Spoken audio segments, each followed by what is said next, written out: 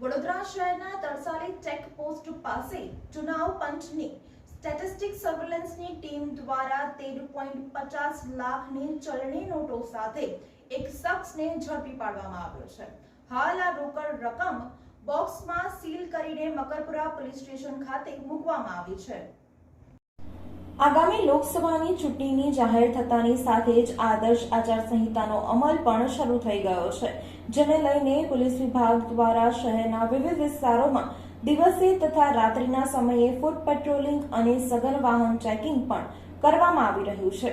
ચૂંટણી પંચની stating સર્વેલન્સની team દ્વારા પણ શહેરની વિવિધ ચેકપોસ્ટ સહિતના વિસ્તારોમાં ચેકિંગ કરાઈ રહ્યું છે। ત્યારે ગત બુધવારે રાત્રિના સમયે ટીમને બાતમી મળી હતી કે એક શખ્સ તરસાલી ચેકપોસ્ટ ખાતે મસ્ત મોટી રકમ બેગમાં ભરીને આવી રહ્યો છે, જેથી એસએસટીની ટીમ તરસાલી ચેકપોસ્ટ ખાતે પહોંચી ગઈ હતી અને એક શખ્સને રૂપિયા ભરેલી બેગ સાથે ઝડપી પાડ્યો હતો। બેગમાં તપાસ કરતા 13.50 લાખની ચલણી નોટ મળી આવી હતી। રૂપિયા લાવનાર શખ્સની પૂછપરછ કરતા તેણે જમીન વેચી હોવાના રૂપિયા હોય જે લઈ વડોદરા ખાતે તેના ઘરે પરત આવતો હોવાનું જણાવ્યું હતું, જેથી એસએસટી ટીમ દ્વારા હાલમાં મતા એક બોક્સમાં સીલ કરીને મકરપુરા પોલીસ સ્ટેશનમાં કસ્ટડીમાં મૂકવામાં આવી છે।